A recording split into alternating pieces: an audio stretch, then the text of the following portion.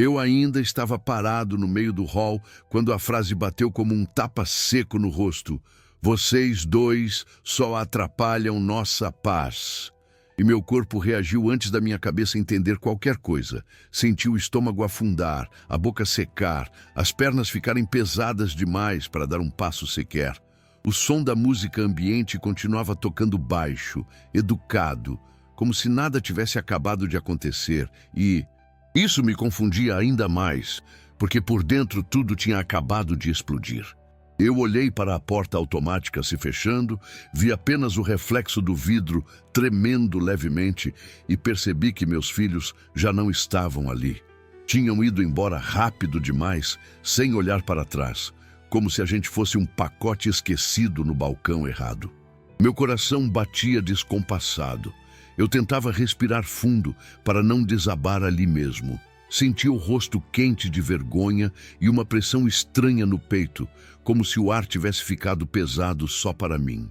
Maria Helena apertou meu braço com força, a mão dela tremia, e aquele aperto me doeu mais do que a frase, porque eu entendi naquele segundo que ela também não estava entendendo nada, que nós dois estávamos perdidos naquele lugar bonito demais para uma cena tão cruel.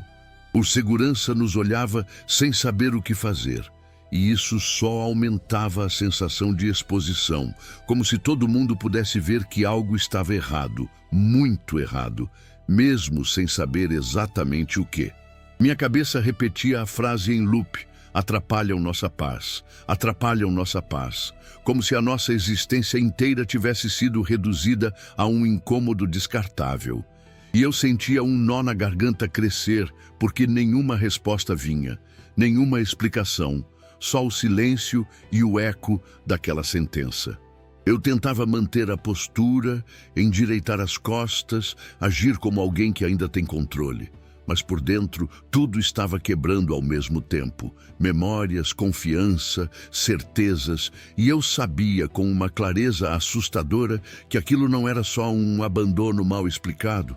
Tinha algo muito mais sério ali, algo que ainda não tinha mostrado o rosto, mas que já tinha mudado tudo para sempre naquele exato instante.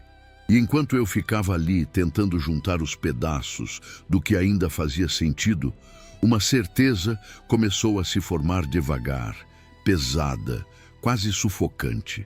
Aquilo não tinha sido um simples descarte. Não era só pressa, não era só frieza momentânea. Tinha algo planejado demais naquele jeito de ir embora, naquela frase dita sem hesitação, como quem ensaia antes de falar. Eu senti um arrepio subir pelas costas, não de frio, mas de alerta, como se alguma parte de mim estivesse gritando que aquela cena era só a superfície de algo muito mais fundo e muito mais feio. O lugar continuava funcionando normalmente ao nosso redor, gente passando, portas abrindo, passos ecoando, e essa normalidade me dava enjoo, porque dentro de mim tudo estava à beira de desmoronar. Eu pensei em chamar, em correr atrás, em exigir uma explicação, mas minhas pernas não obedeciam. Parecia que qualquer movimento errado faria tudo cair de vez. Maria Helena respirava curto, como quem tenta não chorar em público, e eu me senti falhando com ela, como se tivesse colocado nós dois naquela situação sem perceber o risco. Foi aí que uma frase me atravessou a cabeça com uma força estranha. Isso foi só o começo do que ainda vai aparecer. Eu não sabia explicar o porquê, mas eu sentia no peso no peito, na tensão no maxilar, naquele silêncio que gritava mais alto do que qualquer discussão. Nada ali tinha acabado, pelo contrário, algo tinha acabado de começar. E o pior era perceber que, de alguma forma, eles sabiam disso e nós não. Eu me perguntei, ali mesmo, olhando para o chão brilhante daquele hall, até onde alguém é capaz de ir para se livrar de quem considera um estorvo. E o que vem depois, quando a culpa não pesa mais. Se você estivesse no meu lugar, parado, humilhado, tentando entender por que seus próprios filhos viraram as costas desse jeito, o que você faria? Você ficaria em silêncio? Reagiria? Fingiria que não doeu? Se essa história te causa esse aperto que eu ainda estou sentindo agora, comenta aí. Porque às vezes a única coisa que impede a gente de enlouquecer é saber que alguém está ouvindo. E se quiser continuar comigo até o fim, fica por aqui. Porque eu prometo que o que vem depois é ainda mais pesado do que esse começo. Antes de tudo isso, minha vida em Sorocaba tinha um ritmo simples, quase silencioso, daqueles que não chamam a atenção de ninguém de fora, mas sustentam a gente por dentro. Eu acordava cedo todos os dias, muitas vezes antes do sol aparecer, porque meu corpo já tinha aprendido esse horário ao longo dos anos. Não era disciplina bonita de livro, era costume mesmo, aquele hábito de quem sempre acreditou que o dia começa quando a gente levanta, mesmo cansado. O chão frio da casa, o barulho baixo da chaleira, o cheiro do café forte se espalhando pela cozinha, tudo isso fazia parte de mim mais do que eu imaginava. Maria Helena quase sempre acordava junto, reclamando que queria mais 5 minutos, mas levantava do mesmo jeito. A gente se entendia sem falar muito, no jeito de ocupar o mesmo espaço, de dividir a mesa, de organizar o dia sem precisar combinar nada. Nunca fomos ricos, nunca tivemos luxo, mas também nunca vivemos de favor. Eu trabalhei a vida inteira com a cabeça baixa e a consciência erguida, fazendo o que precisava ser feito, sem atalhos, sem golpes, sem passar por cima de ninguém. Teve época em que o dinheiro mal dava, em que eu fazia conta no papel para ver se fechava o mês, em que eu engolia preocupação para não levar peso para dentro de casa. Muitas noites eu deitei cansado demais, até para pensar, mas ainda assim, com a sensação de que estava fazendo o certo. Sempre acreditei que dignidade não é o que aparece, é o que se sustenta quando ninguém está olhando. Criar o Ricardo e a Patrícia foi o centro da minha vida por muitos anos. Eles cresceram vendo esforço, vendo renúncia, vendo o quanto custa manter uma casa de pé. Viram noites mal dormidas, viram discussões baixas entre eu e Maria Helena sobre contas e decisões difíceis. Viram a gente dizendo não, quando era mais fácil dizer sim. Eu lembro das conversas na mesa, das broncas que eu dava com o coração apertado, porque nunca gostei de ser duro, mas tinha medo de ser permissivo demais. Achava que pai não é amigo o tempo todo. Pai é base, é limite, é exemplo. Maria Helena sempre foi o equilíbrio, a voz mais suave, o abraço quando eu exagerava na rigidez. Juntos, erramos muito, mas erramos tentando acertar. Nossa casa nunca foi grande, mas era viva. Tinha panela batendo no fogão, tinha roupa secando no varal, tinha televisão ligada no fim da noite, tinha domingo com almoço simples e conversa comprida. Eu nunca precisei de muito para me sentir inteiro. Bastava chegar em casa e saber que Maria Helena estava bem, bastava ver os meninos sentados no sofá, mesmo que reclamando de alguma coisa. Bastava sentir que aquele lugar ainda era nosso. Para mim, sucesso sempre foi isso. Estabilidade, respeito, família reunida, consciência limpa. Com o tempo, os filhos cresceram e começaram a buscar outras coisas.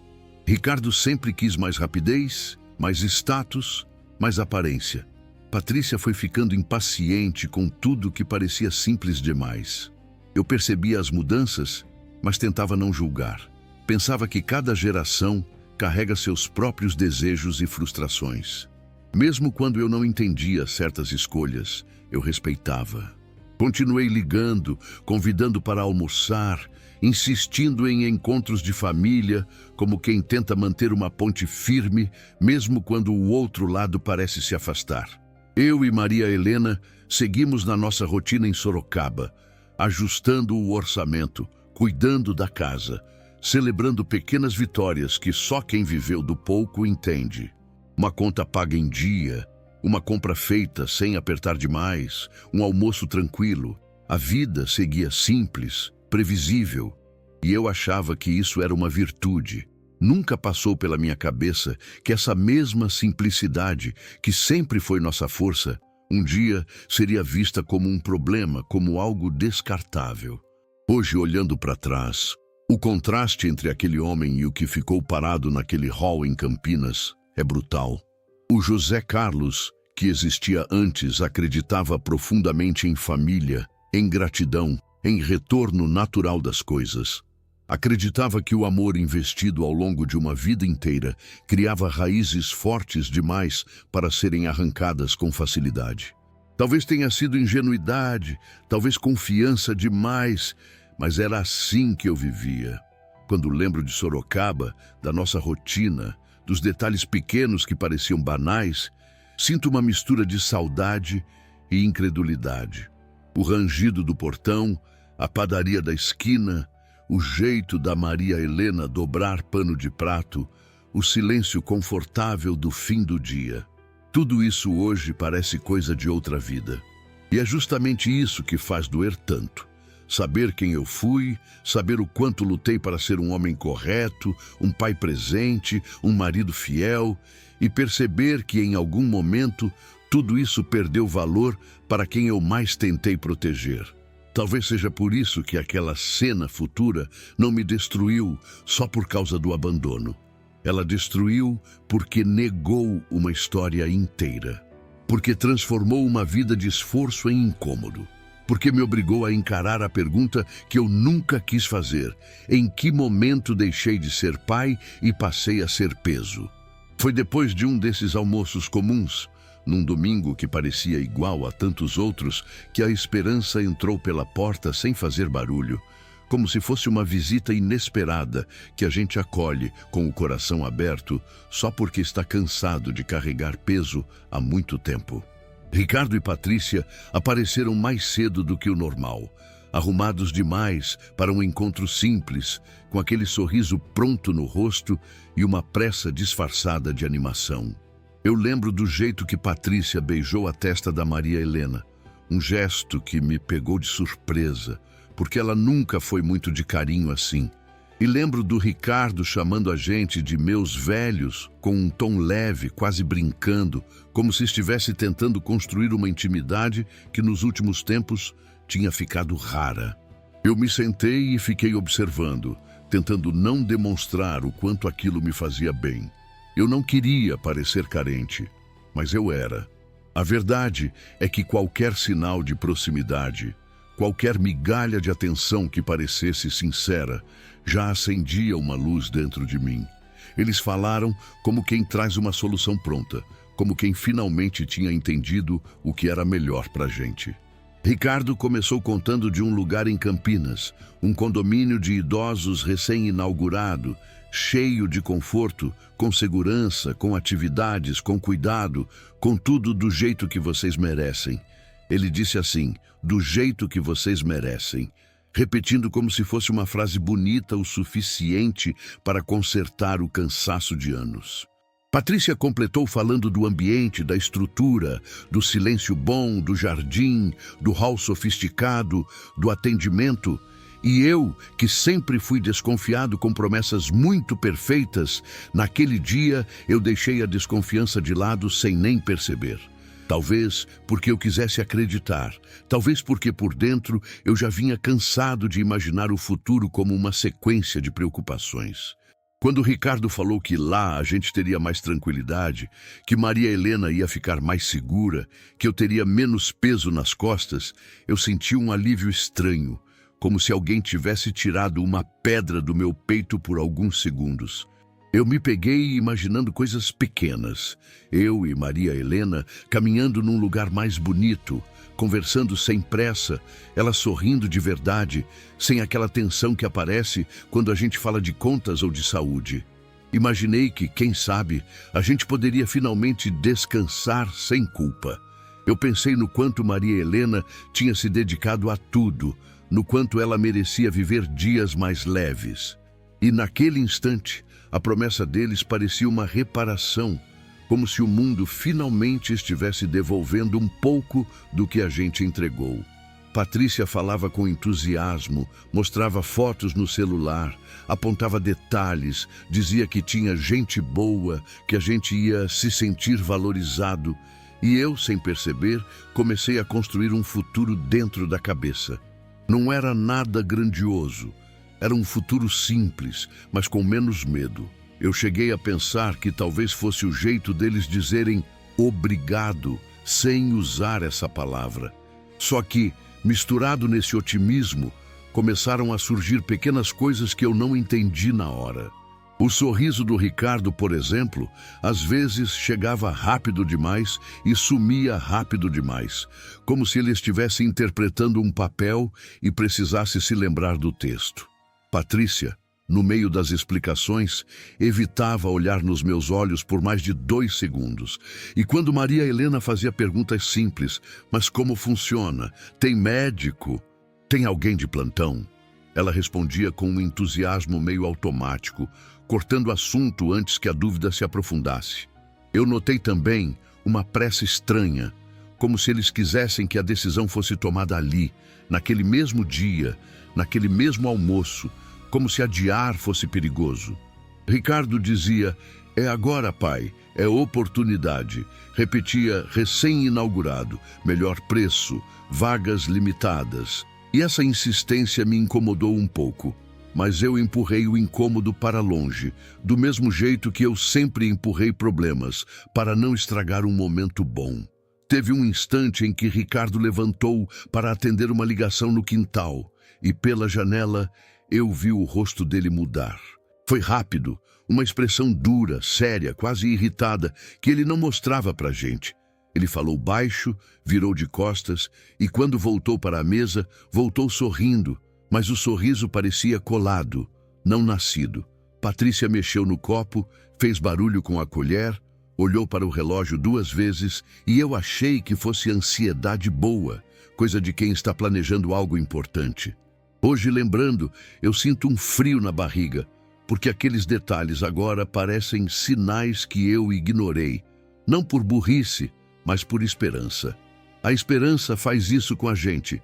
Ela pede que a gente feche os olhos para o que incomoda, só para não perder a sensação de que algo bom finalmente está chegando. Mesmo assim, eu me lembro de ter sentido um orgulho silencioso. Quando Ricardo disse, a gente quer vocês bem, eu olhei para Maria Helena e vi o brilho nos olhos dela. Um brilho tímido, mas real. Ela segurou minha mão por baixo da mesa e eu senti a pele dela fria, como se o corpo dela também estivesse tentando acreditar e ao mesmo tempo se protegendo. Eu apertei de volta como quem diz, vai dar certo, e por alguns minutos eu fui tomado por uma sensação de paz. Pensei que talvez eu tivesse julgado meus filhos de forma injusta nos últimos tempos. Pensei que talvez eles só estivessem ocupados, tentando construir a própria vida, e agora estavam voltando para cuidar da gente do jeito deles. Essa ideia me emocionou por dentro, porque eu nunca quis muito. Eu só queria sentir que ainda éramos família. A conversa continuou com eles falando de mudança, de levar algumas coisas, de não se preocuparem com o resto, de deixar na mão deles. Ricardo disse que ia resolver tudo, que a gente não precisava se estressar com papelada, com detalhes, com burocracia. Isso soou confortável demais para mim, porque eu sempre fui o homem dos detalhes, o homem que confere, que pergunta, que lê o que assina. Mas naquele dia eu deixei. Eu estava cansado e quando alguém que você ama diz deixa comigo, parece um descanso. Só que, em alguns momentos, eu via Maria Helena tentar puxar assunto para coisas mais concretas. E Ricardo desviava, mudava para algo mais bonito, mais leve, mais para frente. Patrícia sorria e concordava, mas o sorriso dela não alcançava os olhos. E teve uma frase que ficou presa na minha memória, dita num tom quase brincando, mas que hoje me arrepia. Ricardo soltou um: vocês vão até esquecer da gente lá, de tão bom, e riu. Eu ri junto, por reflexo, mas senti uma pontada, uma coisa sem nome, como se aquela brincadeira carregasse uma verdade escondida. E é estranho como a gente percebe um desconforto e mesmo assim escolhe não dar forma a ele. Porque se eu desse forma, eu teria que encarar. E eu não queria estragar aquele possível recomeço. Eu queria muito acreditar que aquele era um gesto de cuidado, um acerto de contas com o amor. Eu queria que Maria Helena tivesse dias mais leves. Eu queria, egoisticamente, descansar também. Então, eu me agarrei aos sinais bons, ao beijo na testa, às palavras bonitas, às fotos bonitas, às promessas de segurança. Eu me agarrei até ao jeito como eles falavam merecem, porque aquela palavra parecia uma compensação tardia por tudo que a gente fez. Só que, enquanto eu construía esse futuro na cabeça, havia algo por baixo, algo sutil, uma pressa que não combinava com carinho, um silêncio que não combinava com cuidado, olhares atravessados entre Ricardo e Patrícia quando Maria Helena perguntava demais, como se eles conversassem sem palavras. Eu não entendi na hora, mas eu senti. E quando eu penso nisso hoje, dá vontade de voltar naquele domingo e fazer uma pergunta simples, só uma. Por que tanta pressa? Se você já viveu algo assim, um momento que parecia bonito, mas tinha uma coisa estranha por trás que você não soube explicar, comenta do seu jeito aí, nem precisa contar detalhes, só diz se você já sentiu esse tipo de pressentimento. Porque tem lembrança que a gente só entende quando já é tarde. A viagem começou cedo, num horário que Ricardo insistiu como se fosse a coisa mais natural do mundo. É melhor pegar estrada antes de encher, ele disse. E eu aceitei, porque quando alguém fala com tanta certeza, a gente tende a acompanhar. Sorocaba ainda estava com cara de manhã crua, aquele ar meio úmido, a rua com pouca gente, e eu senti uma ponta de emoção estranha, como se fosse o início de um capítulo novo. Maria Helena estava quieta, com uma bolsa pequena no colo e um olhar que ia da janela para mim e depois para o nada, como se estivesse tentando se convencer sem usar palavras. Eu coloquei algumas coisas no porta-malas, com o cuidado de quem não quer incomodar, dobrando, ajeitando, pensando no que levar e no que deixar. E ali já nasceu uma sensação incômoda, porque eu percebi que eu estava escolhendo objetos como quem escolhe memórias. Ricardo fechou o porta-malas rápido demais, como se aquele ato precisasse ser concluído antes que a gente mudasse de ideia. Patrícia entrou no carro e ficou mexendo no celular, rindo de algo que eu não via, e quando eu puxei conversa, ela respondeu com frases curtas, educadas, mas sem presença. No começo, eu tentei manter o clima leve. Comentei do tempo, falei de um lugar que a gente passava na estrada, lembrei de uma viagem antiga que fiz com Maria Helena quando os meninos eram pequenos. Só que as respostas vinham sempre pela metade, um aham, um é, um depois a gente vê, e um silêncio que voltava mais pesado do que antes. A música do rádio estava baixa e ninguém aumentava, como se até o som pudesse atrapalhar alguma coisa. Eu comecei a reparar em detalhes bobos. O jeito do Ricardo dirigir com as duas mãos firmes demais no volante, a mandíbula dele travada, o olhar sempre para frente, sem aquele relaxamento de quem está levando os pais para um lugar bom. De vez em quando, ele trocava um olhar rápido com Patrícia pelo retrovisor, um olhar que durava menos de 1 segundo, mas que tinha uma mensagem ali, uma conversa muda que eu não entendia. Patrícia devolvia o olhar e voltava para o celular, como se aquilo fosse só um combinado normal. Eu tentava não ficar paranoico, mas a verdade é que meu corpo foi percebendo antes do meu coração admitir. Tinha alguma coisa fora do lugar. Quando a gente saiu da área mais familiar e a paisagem foi mudando, eu senti também o ambiente dentro do carro mudar junto. A estrada parecia longa demais, mesmo sem ser. E cada quilômetro acrescentava um peso no meu peito, como se eu estivesse indo não para um lugar novo, mas para longe de alguma coisa que me protegia. Maria Helena, às vezes, abria a boca para falar e fechava de novo, como se estivesse escolhendo palavras para não criar atrito. Eu segurava a mão dela quando dava um carinho discreto e ela a apertava de leve, quase como um pedido de coragem. E eu me peguei pensando em como tudo isso deveria ser alegre, deveria ser um cuidado, uma prova de amor tardia.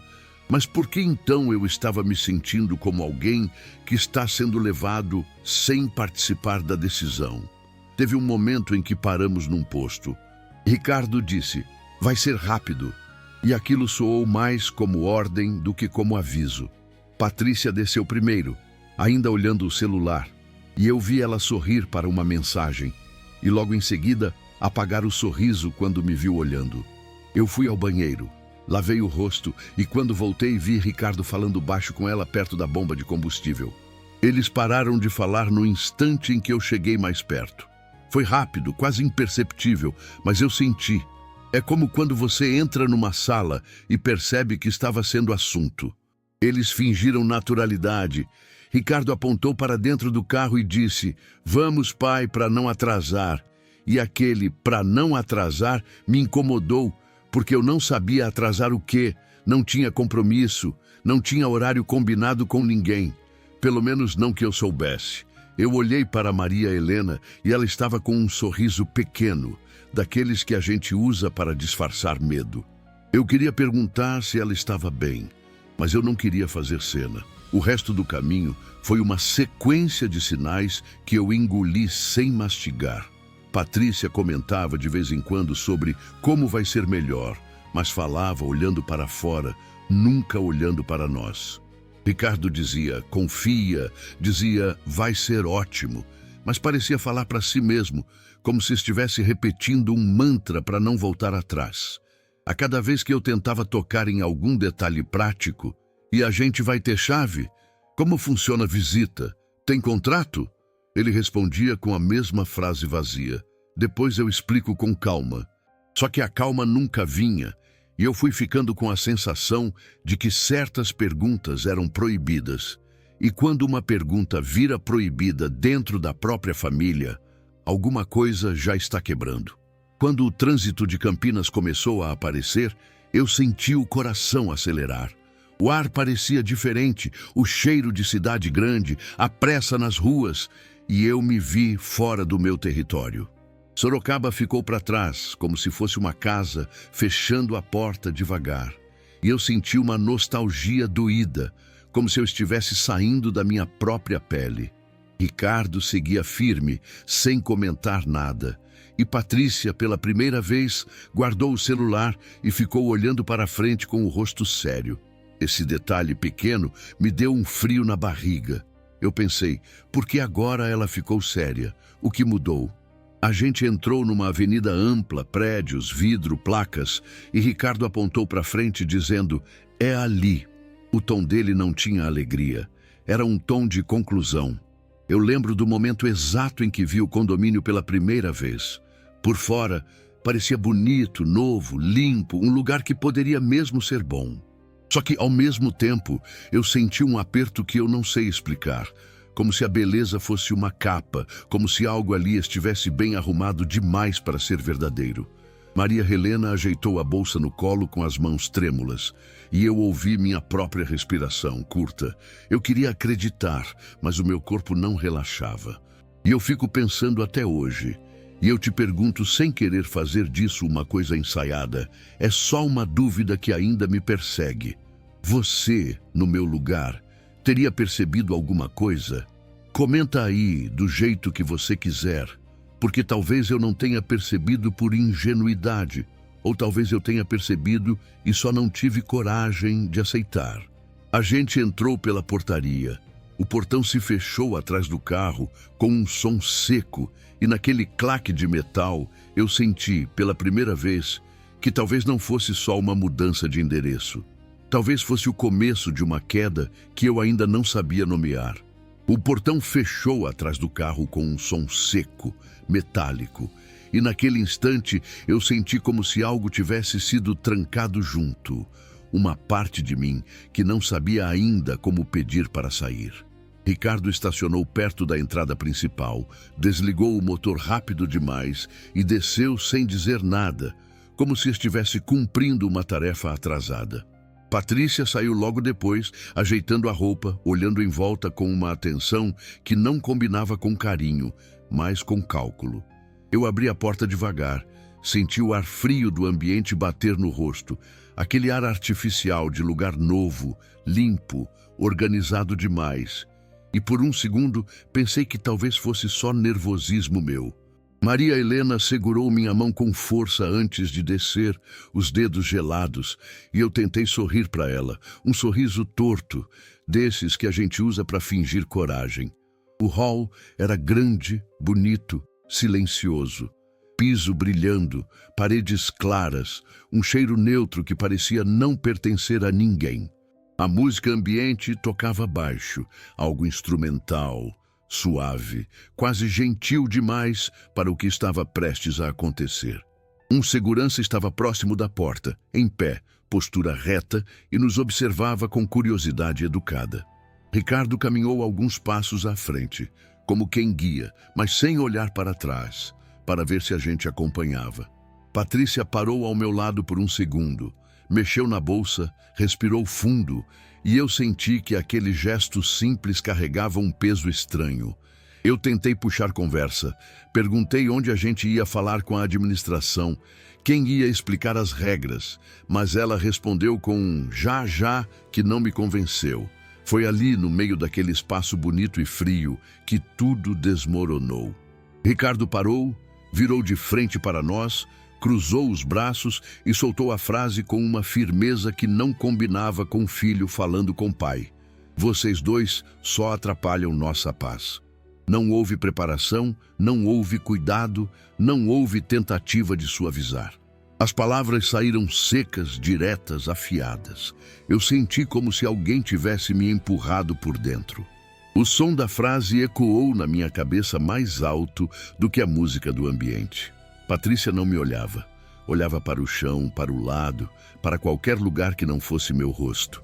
Eu tentei entender, tentei achar uma piada mal colocada, um exagero, qualquer coisa que explicasse aquilo, mas não vinha nada.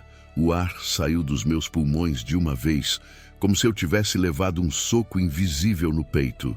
Eu ainda consegui perguntar, como assim? Mas minha voz saiu fraca, quebrada, irreconhecível até para mim. Ricardo desviou o olhar impaciente, como se eu estivesse prolongando algo que ele já tinha decidido encerrar. Patrícia deu um passo para trás, abriu a porta do carro e disse num tom frio: "Aqui vocês vão ficar bem, é melhor assim", como se estivesse falando de um móvel sendo deixado no lugar certo. Maria Helena apertou meu braço com tanta força que eu senti dor. Mas aquela dor era pequena, perto do que estava acontecendo dentro da minha cabeça. Eu senti o rosto esquentar, uma mistura de vergonha e incredulidade. Senti as pernas falharem levemente e precisei me apoiar no peso do próprio corpo para não cair. O contraste era cruel. Tudo ali era bonito, organizado, limpo, e nós estávamos sendo descartados no meio daquele cenário como algo inconveniente, algo que precisava ser deixado para trás rápido. O segurança observava, claramente desconfortável, os olhos passando de nós para os filhos e voltando, como quem percebe que algo errado está acontecendo, mas não sabe se pode interferir. Eu queria gritar, queria exigir explicação, queria lembrar cada sacrifício, cada noite mal dormida, cada escolha feita pensando neles, mas minha mente parecia travada. As palavras não se organizavam. Só vinha a sensação física da dor, uma pressão absurda no peito, um nó na garganta que não descia nem subia, um zumbido nos ouvidos que abafava o resto do mundo. Ricardo entrou no carro primeiro. Patrícia entrou logo depois. Nenhum dos dois olhou para trás. Nenhum. Nem um segundo. Eu vi o vidro subir, vi o carro dar ré, vi as luzes se afastarem e tudo aconteceu rápido demais, como se eles tivessem ensaiado aquele movimento para não dar tempo da gente reagir. A música ambiente continuava tocando, educada, indiferente. O segurança deu um passo à frente, abriu a boca como se fosse dizer algo, mas fechou de novo, sem saber o que fazer. O silêncio que ficou depois da partida deles era pesado, quase sólido. Parecia que o hall inteiro tinha ficado menor, mais apertado, e eu estava no centro de tudo, exposto, diminuído. Eu olhei ao redor procurando alguma referência, algum rosto conhecido, qualquer coisa que me dissesse que aquilo não era real. Nada. Só paredes claras, piso brilhante, um balcão distante, pessoas passando ao fundo sem saber que minha vida tinha acabado de ser virada do avesso. Maria Helena começou a chorar em silêncio, aquele choro contido que dói mais do que grito. E eu me senti completamente incapaz. Incapaz de proteger, incapaz de reagir, incapaz de entender. Minha cabeça repetia a frase como um castigo. Atrapalham nossa paz, atrapalham nossa paz, e cada repetição parecia apagar um pedaço da história que eu achei que tinha construído com amor. O corpo reagia de um jeito estranho, as mãos suavam frio, o estômago embrulhava, a respiração ficava curta. Eu sentia uma mistura de raiva e vazio, mas a raiva não encontrava saída, ficava presa, se transformando em peso. Eu tentei racionalizar, tentei pensar que devia haver um mal-entendido, que talvez eles voltassem, que talvez fosse um erro grotesco de comunicação. Mas o gesto deles, a frieza, a ausência de olhar, aquilo não deixava espaço para desculpa. Aquilo foi abandono. Foi rejeição pura, crua, sem anestesia. O segurança finalmente se aproximou, perguntou se estava tudo bem, e aquela pergunta simples quase me derrubou. Eu queria responder que não, que nada estava bem, que minha vida tinha acabado de ser reduzida a um incômodo deixado num lugar bonito demais para esconder a crueldade do ato. Mas eu só consegui balançar a cabeça num gesto automático, porque admitir em voz alta tornaria tudo ainda mais real. Eu senti vergonha de estar ali, vergonha de chorar em público, vergonha de não entender como cheguei naquele ponto.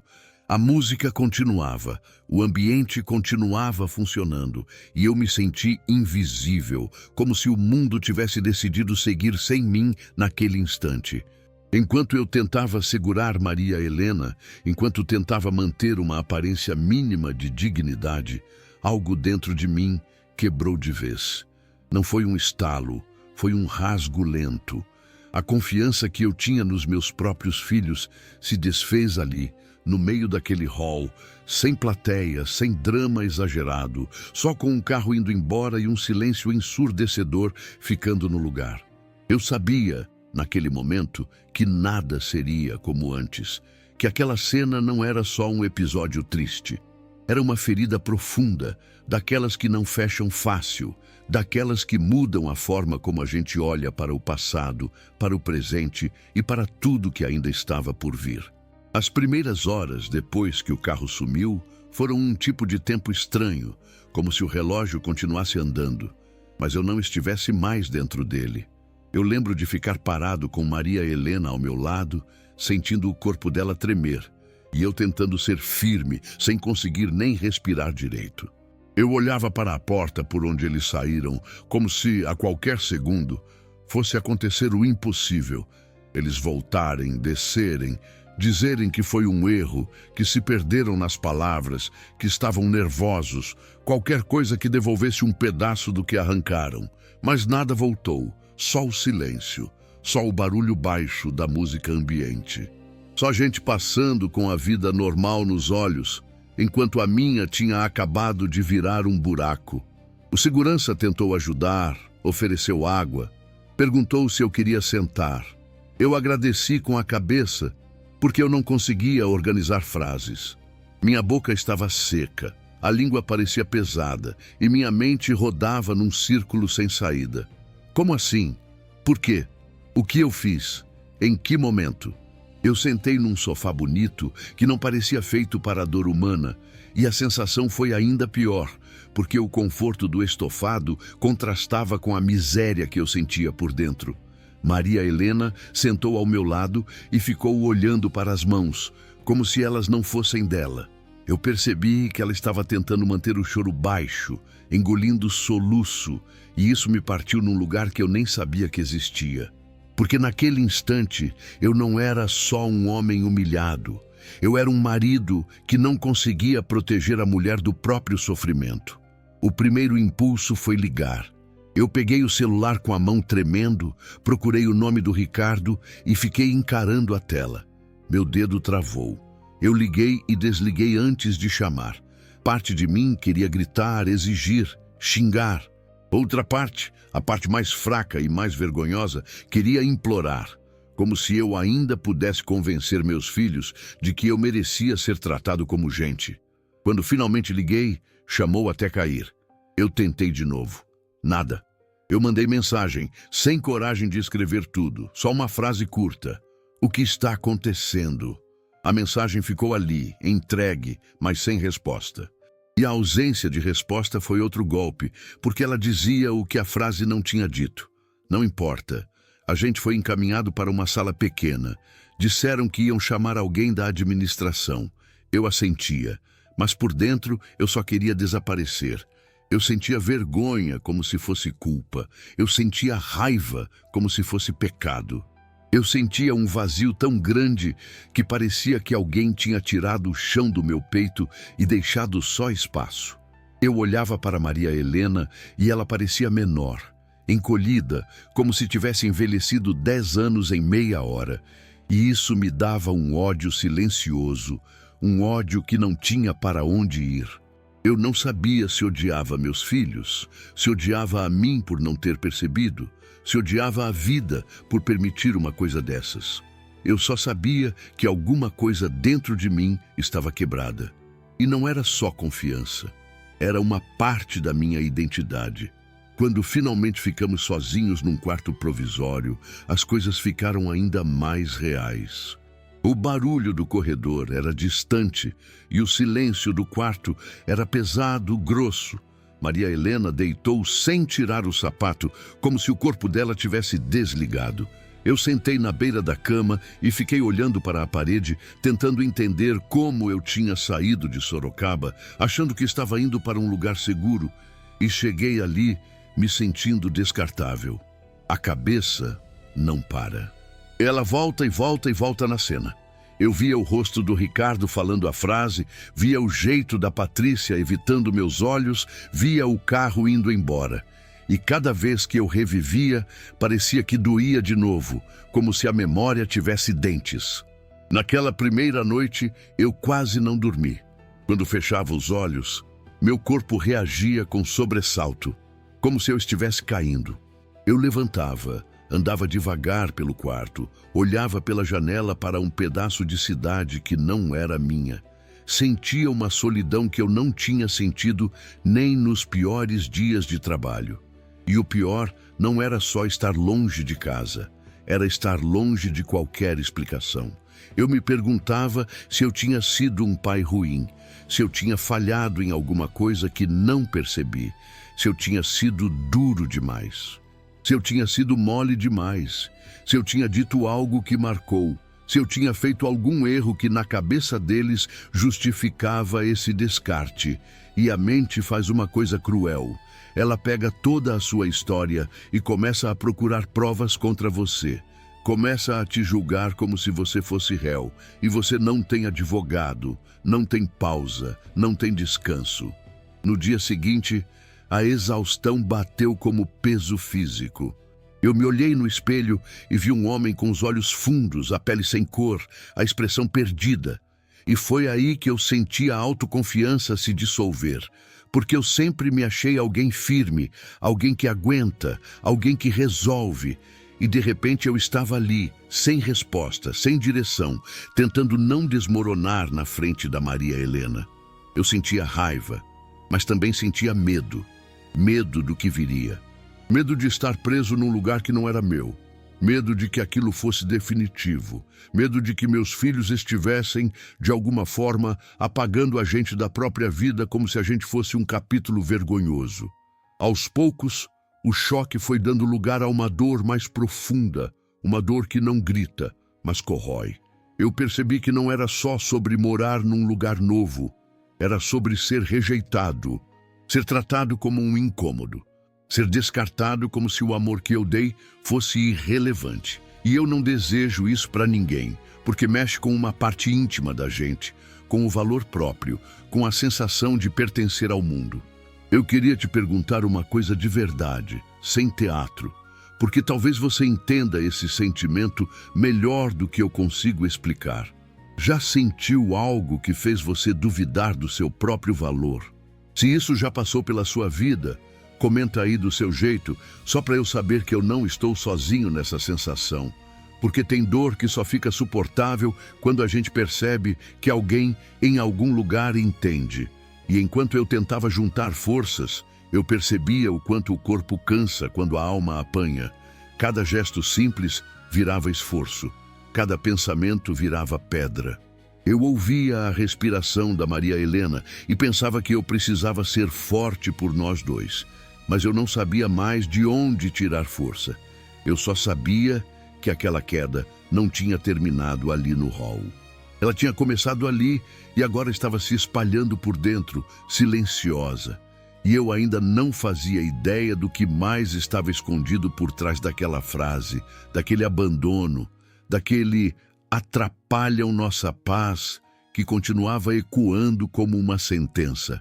Foi quando eu já não esperava mais nada, quando a sensação era de que a gente tinha sido deixado num canto invisível do mundo, que a ajuda apareceu do jeito mais simples possível, sem anúncio, sem promessa, sem interesse escondido. Não foi um gesto grandioso, não foi nada cinematográfico, e talvez por isso mesmo tenha me atingido com tanta força. Eu estava sentado ao lado da Maria Helena, numa área mais afastada do condomínio, ainda tentando entender onde a gente se encaixava naquele lugar, quando uma mulher se aproximou devagar, com passos cuidadosos, como quem respeita a dor alheia antes mesmo de saber o que aconteceu. Ela se apresentou com voz baixa, disse que trabalhava na administração, que tinha visto a cena no hall e perguntou com uma delicadeza quase constrangedora se a gente estava bem. Aquela pergunta simples, feita sem pressa, quase me desmontou, porque era a primeira vez desde a queda que alguém parecia realmente se importar com a resposta.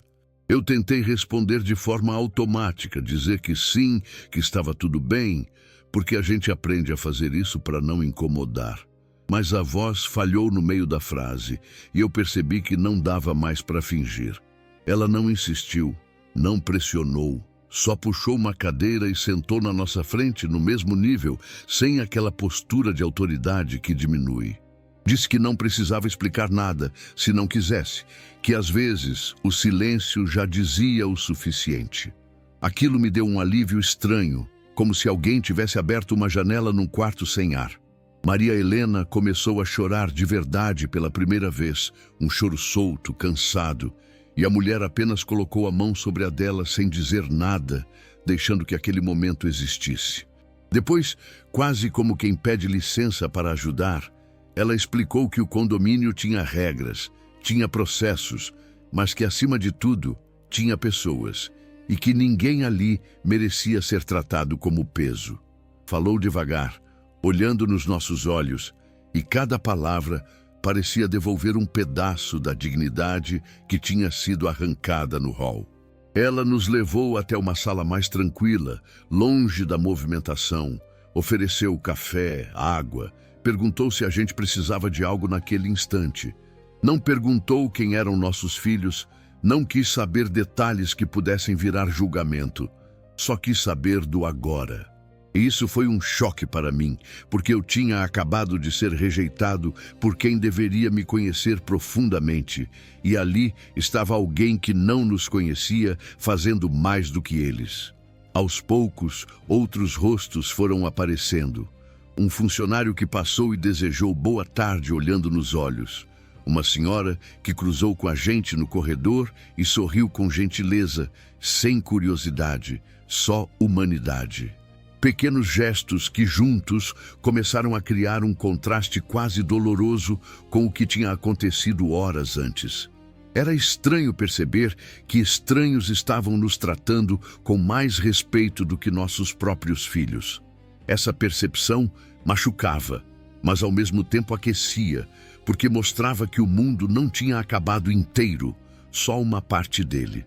Quando finalmente nos encaminharam para um quarto definitivo, simples, mas limpo e silencioso, eu senti uma coisa que não sentia desde a queda, uma espécie de pausa. Não era felicidade, estava longe disso, mas era um intervalo no caos.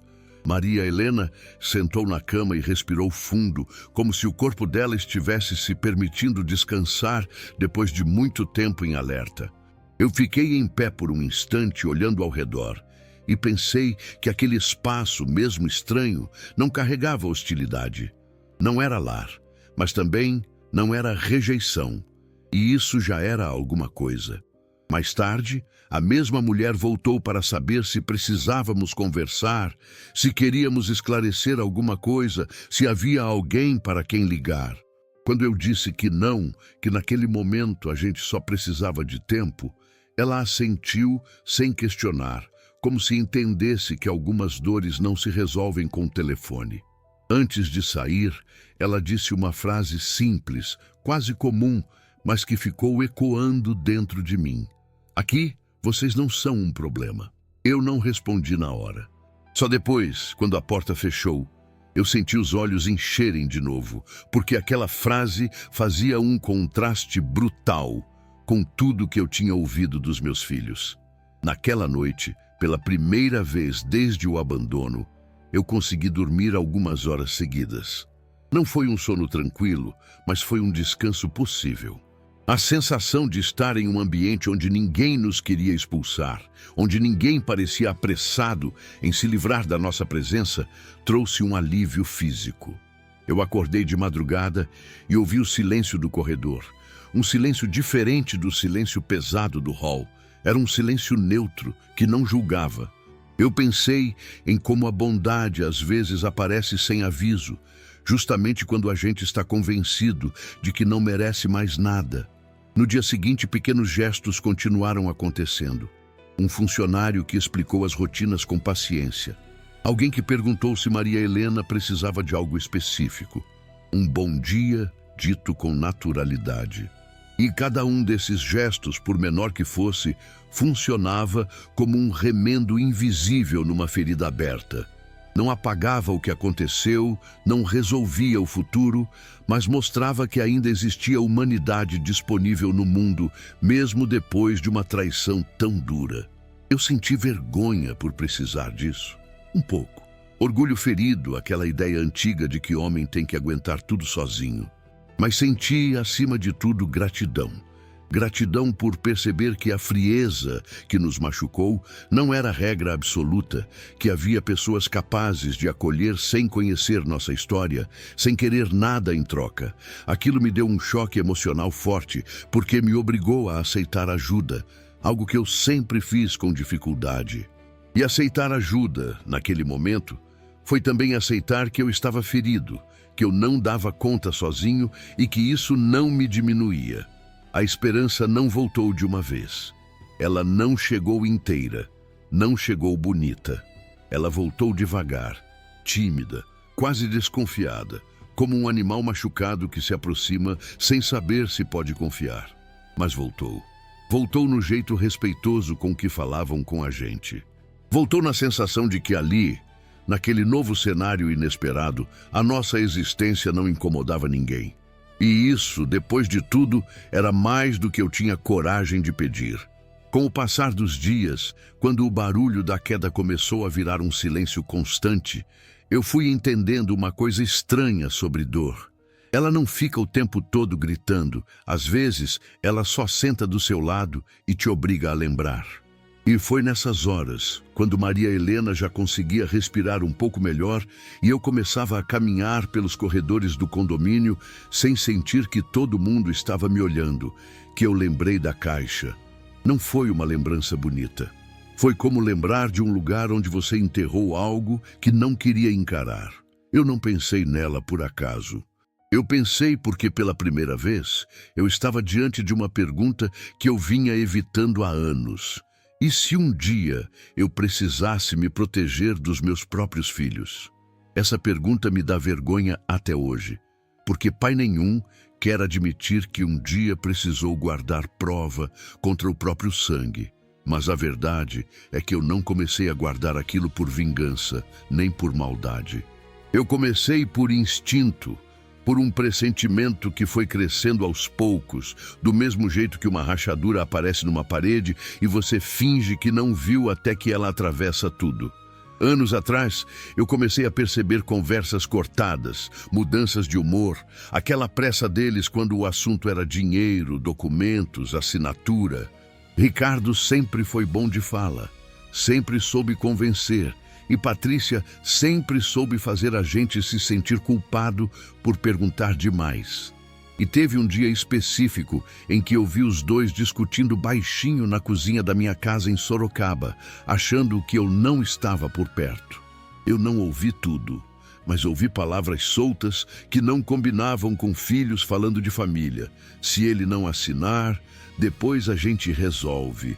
Ninguém vai saber. Eu fiquei parado no corredor, imóvel. E naquele instante, alguma coisa virou dentro de mim. Eu não confrontei. Não naquele dia. Eu voltei para o quarto e fiquei sentado na cama, olhando para o chão, tentando encontrar uma explicação que não doesse. Talvez fosse impressão, talvez fosse um plano de trabalho, talvez eu estivesse sendo paranoico. Mas eu comecei a prestar mais atenção, e quanto mais eu prestava, mais eu percebia que existiam encontros, ligações, conversas em voz baixa, sempre mudando de assunto quando eu aparecia. E a vida ensina a gente uma coisa cruel. Quando alguém começa a te tratar como obstáculo, não demora para te tratar como nada. Foi por isso que eu comprei um gravador pequeno, desses simples, nada de filme, só um aparelho que eu podia deixar no bolso ou na gaveta. Eu não tenho orgulho disso. Eu lembro do dia em que segurei aquele objeto na mão e me senti sujo, como se eu estivesse traindo a minha própria ideia de família. Mas eu também lembro da sensação de medo que me fez comprar. Medo de ser enganado, medo de ser manipulado, medo de um dia acordar e descobrir que assinei algo sem entender, que perdi o que construí, que virei dependente de quem já não me respeitava. Eu comecei a gravar não por ódio, mas por necessidade de verdade. Eu queria saber se eu estava ficando louco ou se realmente existia algo acontecendo por trás de mim. Com o tempo, eu consegui juntar pedaços. Encontros em que eles falavam com terceiros, achando que eu não estava ouvindo. Ligações que eu atendia e a pessoa desligava. Mensagens que apareciam na tela do celular do Ricardo e ele virava rápido. Conversas em que a palavra documento surgia como uma sombra. E em um desses momentos, eu gravei algo que fez meu sangue gelar. Uma reunião em que eles falavam de acertar uma situação, de limpar um caminho, de não deixar rastro. Não era conversa de filhos preocupados com o bem-estar dos pais. Era conversa de gente que queria se livrar de um problema. E eu entendi, com uma tristeza que eu não consigo explicar, que eu e Maria Helena tínhamos virado esse problema. Eu guardei tudo numa caixa simples, por baixo de coisas antigas, como quem esconde uma vergonha. Era uma caixa feia, sem valor, mas era onde eu colocava o que tinha de mais pesado: gravações, cópias, anotações, datas. Eu nunca mostrei para Maria Helena no começo, porque eu não queria destruir a paz dela com uma suspeita que ainda parecia grande demais para ser verdade. Eu dizia para mim mesmo que talvez eu nunca precisasse daquilo, que talvez eu estivesse errado, que talvez fosse só um mal-entendido e um dia eu iria rir de mim mesmo. Só que ao mesmo tempo eu guardava como quem guarda um colete à prova de bala, torcendo para nunca usar, mas sabendo que um dia pode salvar sua vida. E quando eu estava ali, naquele condomínio em Campinas, depois do abandono, essa caixa passou a ter outro peso. Ela deixou de ser um exagero e virou proteção. Ela deixou de ser um segredo feio e virou uma porta de saída. A lembrança dela me dava um enjoo, porque significava que eu tinha razão em desconfiar, e ao mesmo tempo me dava uma calma amarga, porque significava que eu não estava completamente indefeso. Eu comecei a pensar no que fazer, e só de pensar eu sentia culpa. Culpa por ter guardado, culpa por existir, culpa por considerar usar aquilo contra eles. Olha o ponto em que eu cheguei. Eu, que passei a vida inteira tentando ensinar certo e errado, agora estava com um segredo capaz de virar a vida deles do avesso. Foi nesse período que a mulher da administração, aquela que tinha nos acolhido, percebeu que eu estava carregando algo por dentro, não porque eu contei, mas porque meu rosto entregava.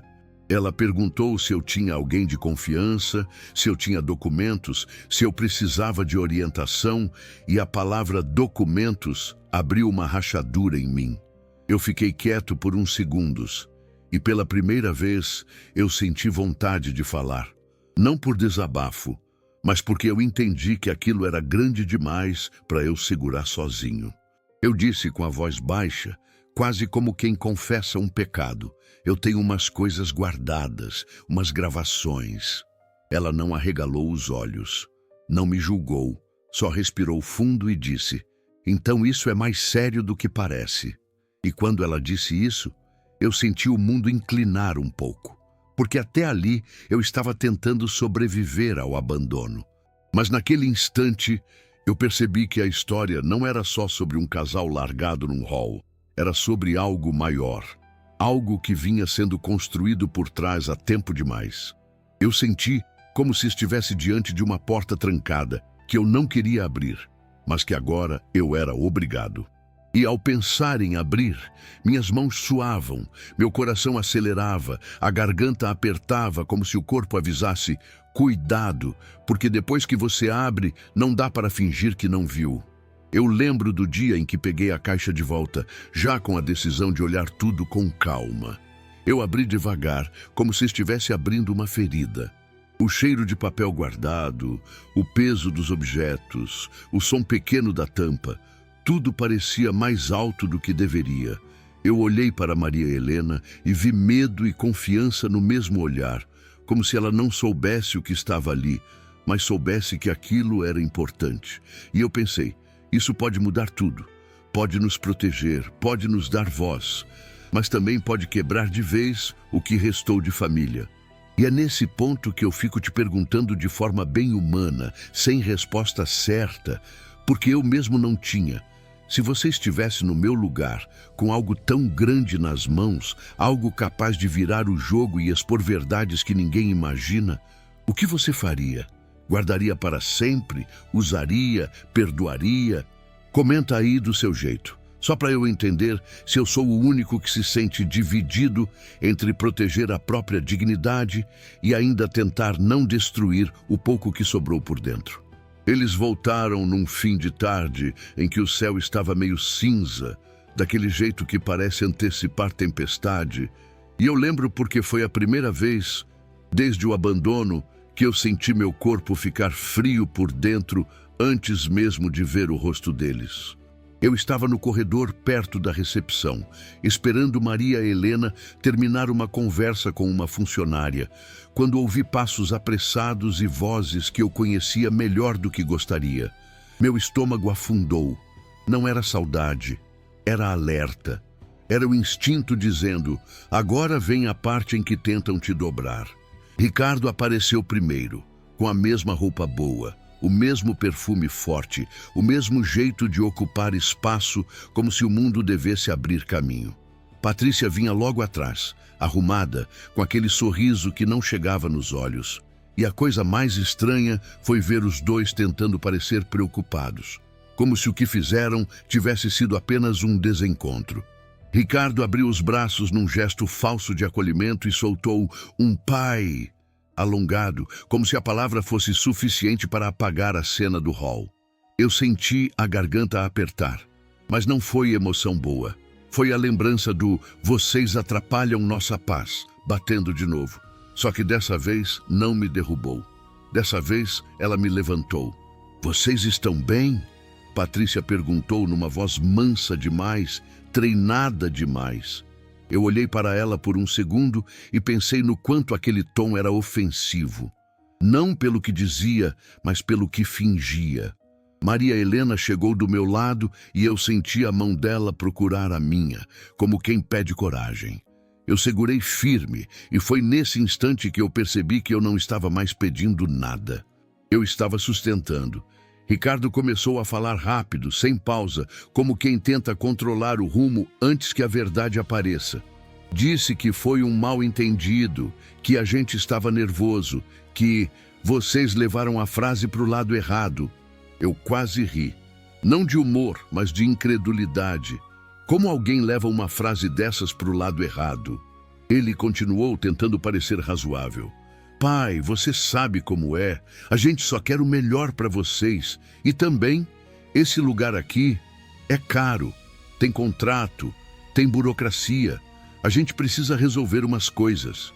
Foi nessa hora que eu vi. Não foi a volta deles que revelou. Foi a palavra resolver. O jeito como ele falou precisa. Não era visita, era interesse. Patrícia tentou entrar com doçura, tocou meu braço de leve, como se tivesse intimidade. E aquilo me deu um impulso de recuar. A gente ficou preocupado, pai. Você não atendeu, ela disse. E eu senti uma raiva subir. Quente, limpa, porque ela sabia.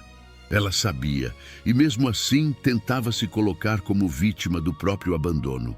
Eu respirei fundo, senti o coração bater forte, mas a minha voz saiu firme, mais firme do que eu imaginava que ainda existia dentro de mim. Vocês ficaram preocupados. Depois de me deixarem num hall e irem embora sem olhar para trás, eu vi os dois congelarem por um segundo só. Depois veio o teatro. Ricardo levantou as mãos como se fosse injustamente acusado. Pai, não foi assim. Você está exagerando.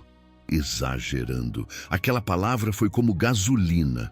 Eu dei um passo à frente, não agressivo, mas definitivo. E falei devagar, olhando no olho dele pela primeira vez desde o abandono. Exagero é o que vocês fizeram comigo e com a sua mãe. Exagero é deixar dois velhos como se fossem lixo e ainda voltar aqui achando que pode reescrever a história. O silêncio que se formou ao redor parecia puxar ar do corredor. Até gente da recepção parou de digitar. Patrícia desviou o olhar e eu vi nela um desconforto verdadeiro, não por arrependimento, mas por medo de estar sendo vista. Ricardo tentou mudar de estratégia. O rosto dele ficou mais duro. Tá bom, pai, aconteceu, mas agora a gente precisa conversar direito. Tem umas coisas, uns registros, uns encontros. Você sabe, a gente tem nossa vida, não precisa virar drama. Eu senti a palavra registros acertar exatamente onde eu guardava o segredo. E ali eu entendi que eles não voltaram por amor. Eles voltaram porque estavam com medo. Medo de algo que eu tinha e que eles não controlavam. Eu senti uma calma estranha, como se finalmente eu estivesse no lugar certo dentro de mim. Vocês vieram aqui por quê, Ricardo? Eu perguntei. Para saber se eu tô vivo? Ou para saber se eu ainda posso atrapalhar a paz de vocês? Ele engoliu seco. Patrícia tentou sorrir de novo, mas o sorriso falhou. Pai, por favor. Ela começou, e eu levantei a mão pedindo silêncio, sem gritar, sem humilhar, apenas impondo limite. Não vem com por favor agora. Por favor é o que eu deveria ter ouvido naquele dia. Por favor, pai, entende. Por favor, mãe, perdoa. Mas vocês não disseram nada. Vocês só foram embora. Ricardo ficou vermelho. Você está fazendo isso para se vingar? Ele perguntou, tentando me colocar como o errado. E foi aí que eu senti a libertação acontecer. Porque antes eu teria me explicado. Eu teria pedido desculpa por me defender. Eu teria tentado manter a imagem de pai paciente. Mas naquele momento eu só disse a verdade, do jeito mais simples. Eu estou fazendo isso para me respeitar e para respeitar a sua mãe. Vocês confundiram bondade com fraqueza. Confundiram silêncio com permissão. Maria Helena chorava baixinho ao meu lado, mas não era um choro de queda. Era um choro de fim. Fim de uma ilusão. Patrícia finalmente deixou a máscara cair um pouco e soltou com amargura. Você vai destruir a gente? E aquela pergunta mostrou tudo. Ela não perguntou como você tá. Ela perguntou sobre consequência. Eu olhei para ela e senti um pesar profundo, porque eu não queria destruir ninguém. Eu só queria não ser destruído. Vocês se destruíram quando decidiram que eu e sua mãe não valíamos um olhar, eu respondi. Eu não vou mentir por vocês. Eu não vou me calar por vocês. E eu não vou aceitar mais ser tratado como estorvo. Ricardo tentou se aproximar, baixou a voz, tentou negociar. A gente pode resolver isso entre a gente. Família, pai, família. Eu senti um nó, porque aquela palavra ainda tinha peso para mim. Mas eu respirei e deixei a frase sair, dolorosamente honesta. Família não é quem aparece quando precisa se proteger. Família é quem não abandona, quem não humilha, quem não aponta e ri. E vocês escolheram não ser. Eu vi no rosto dele um choque que parecia indignação, mas era só a percepção de que ele tinha perdido o controle. Patrícia mordeu o lábio, os olhos brilhando de raiva e medo ao mesmo tempo. Eu não gritei. Eu não ameacei. Eu só coloquei limites como nunca tinha colocado. Vocês vão embora agora, eu disse, com voz baixa. E vão entender que tem coisa que não volta. A confiança que vocês quebraram não se conserta com desculpa pronta. Eles ficaram alguns segundos parados, como se esperassem que eu amolecesse. Eu não amoleci. E quando eles finalmente se viraram, eu senti uma dor, sim, porque ainda eram meus filhos, mas junto com a dor veio uma sensação de liberdade que eu nunca tinha sentido. A certeza de que eu não precisava mais mendigar amor. Eu tinha acabado de encarar o rosto da mentira e escolher a minha dignidade. E naquele corredor, com o coração doendo e a mão da Maria Helena na minha, eu entendi que a virada não era sobre derrubar ninguém, era sobre levantar a gente. Depois daquele confronto, alguma coisa em mim finalmente descansou. A dor não sumiu de uma vez, mas parou de mandar em tudo. Eu e Maria Helena escolhemos seguir em frente com calma, cuidando um do outro, sem pressa de provar nada para ninguém. Decidi usar o que guardei com responsabilidade, não por vingança, mas para proteger nossa dignidade e garantir que a verdade não fosse soterrada de novo. Aprendi que família é quem permanece quando fica difícil, que amor não humilha e que respeito não se negocia. Hoje eu caminho mais leve, porque sei quem sou e quanto valho, independentemente de quem decidiu virar as costas. Se essa história falou com você, fica por aqui. Se inscreve no canal e ativa o sininho para acompanhar outras histórias que também ensinam e curam. Agora tem mais 2 histórias aparecendo na sua tela. Clique para assistir agora.